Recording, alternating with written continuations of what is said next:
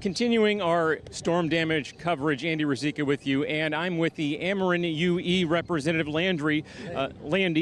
Can you tell me just about the efforts you guys are putting in right now? Lots of power lines down, trying to restore power to certain sections of the city? Sure. So we have approximately 2,000 line folks out in the field currently today.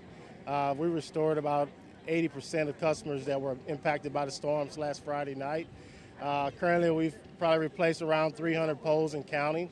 We're still finding more poles that are broken. So we're concentrating on getting folks restored as quickly as possible. Plus, we've got a ton of vegetation folks out here. As you can see, there's trees down everywhere, so they got to clear all those lines in order for us to get access to replace the poles. And there was a brief talk of moratorium during the press conference. What can you tell me about that?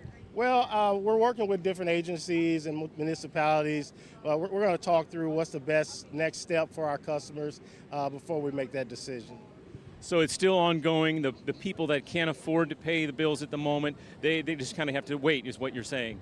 Well, what I'm saying is we're working with agencies and we're looking at, of course we have our own system where if people can't afford to pay their bills, we have on our website where they can go to get that assistance. But we want to make sure that we make the right decision and the best decision by working with the agencies, municipalities, the city of St. Louis to make sure we do what's best for the customer. And what else can you tell me about the efforts that are going on right now? I know you guys are really busy with power lines. What else are you guys doing at the moment? Well, we're also looking at the potential for severe weather that could come in again tonight.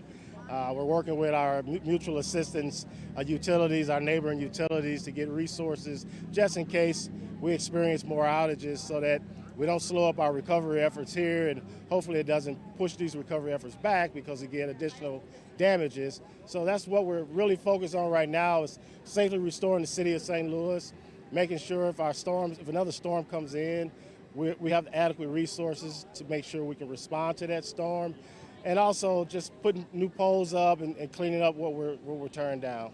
Do you have any words to some of our residents that they may see a down power line in their neighborhood? What should they be doing? Should they be avoiding those? Yeah, absolutely. Even though it's the third day of the storm and you may have lines that are still laying down in the bushes, and I know folks want to get out and start cleaning up, we always advise to stay away from down lines. You don't know if they're live. Just keep your distance from them. Wait till we come and make sure it's dead and remove the lines out of the way. Do you have any timetable? I know it's kind of hard right now, but any time for some of the residents that may be listening? So we're restoring residents every day. I mean, right now we're restoring people. I can't give you an exact when we'll have everybody because it's very complicated repairs that we're making. But each day they're going to be more restored, and we're going to be doing this throughout the week. Thank you so much for your time, and thanks for your cleanup efforts. Thank you, sir. We'll continue our coverage here on STL TV, storm damage right here at Kings Highway. Thank you so much for your time. All right.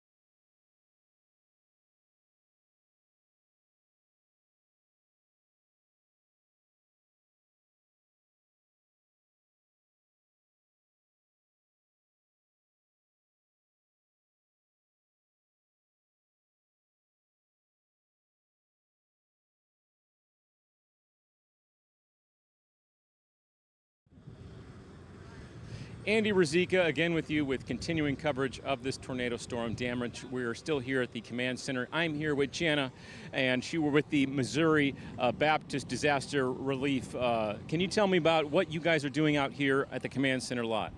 Well, we were asked to come in specifically to feed all emergency workers. They've been working long shifts, so we provide a hot meal for them twice a day.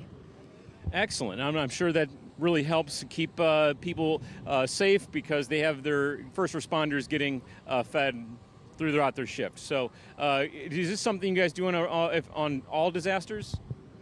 Every disaster is different, but we do feed emergency personnel, people putting up telephone poles, whoever needs it. Community, we will probably transition to feeding more community members here shortly. We're sending food out for that. Are you here 24 hours a day?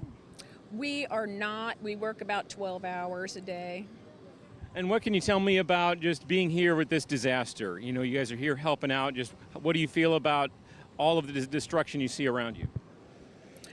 Well, it is overwhelming, the amount of destruction, and overwhelming the amount of work these emergency workers are having to do, the hours they're having to work. And I'm just personally really anxious to be able to cook and feed more of the residents. And that's a really good point. The residents need a lot of help too. So how much food do you guys typically bring to help out community members? Well, it can vary. We can send out, 500 meals a day. The unit that we have with us could do up to 10,000 a day. That's a lot of food. And just kind of what types of food are we talking about? Is you guys doing dinners, or is it what kind of food do you guys bring? Well, we do a hot entree. It can be like today we have a barbecue pulled chicken, or it could be a beef stew, and we do a hot vegetable with that, and then whatever sides they want to choose. Excellent. Any other thoughts on what you guys can do or how the public can help you in your organization? Well, we're just really blessed to be here to provide this help, hope, and healing for our community. And we've been helped by some grocery chains that have dropped off fresh items that we can hand out to the officers and send out into the community, because some of them don't have power and it would otherwise go to waste, and we can put that to good use. Well, thank you so much for your time, and thank you for helping out first responders and soon the community. You're welcome. Thank you for the... We'll continue our storm damage coverage right here on STL TV. We'll stay right here and keep you updated.